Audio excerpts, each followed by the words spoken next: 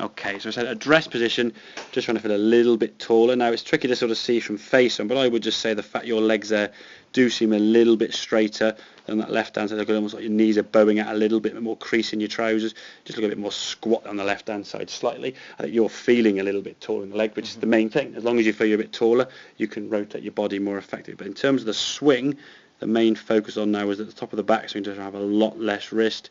That club now is probably travelling in that sort of where the club should be, wherever that angle is there. Okay, whatever that angle between those two red lines are, that's how much you're over, which I would say is almost 45 degrees, which is a lot. And to get that club face down there, the club's going to be facing open.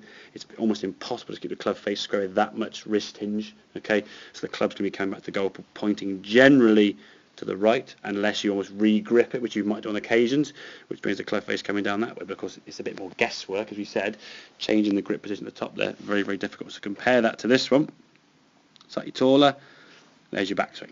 Okay, so the club now is going in a lot more sort of neutral and more parallel to the target position.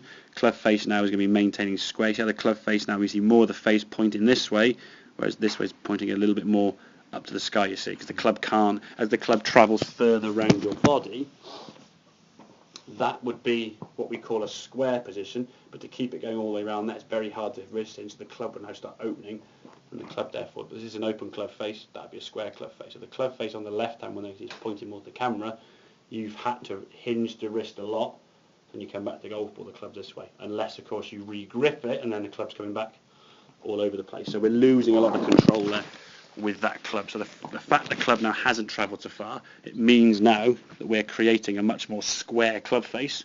So when the club now comes back to impact, we can just unwind the body and rotate, return it back to the golf ball with a nice clean strike, and just rotate through up onto that left side nicely. So a shorter feeling swing, but over time you're going to sort of create the sensation. Now you're still fully turning, you're not shortening the swing by not turning as much, you're still making a full shoulder turn, full arm movement. We're just reducing the amount of wrist. As we said, it's almost like a wristless swing, but as we said, you're still creating there, it's quite comfortably 90 degrees of wrist hinge, aren't you? Easily. Yeah. Does that make sense, yeah? Mm-hmm. So we can just feel a little bit shorter in the swing in terms of that wrist hinge. We're just going to control the club a lot, and that's going to be the same through all the clubs in the bag. What you'll find then with shorter clubs, because the club is shorter and you're more over the ball, your arms will be a bit shorter, so you might find your sort of 7, 8, 9 iron, the short irons will be more towards there. Then we go to the longer clubs, so like the 6-5 iron will be about there, and your driver obviously on there. It's just the length of the club gives you a slightly longer swing. Okay? Yeah. Good. So I think a couple more of them with the driver, and then we'll look at some of the shorter clubs, see how they go for different types of shots. Okay? So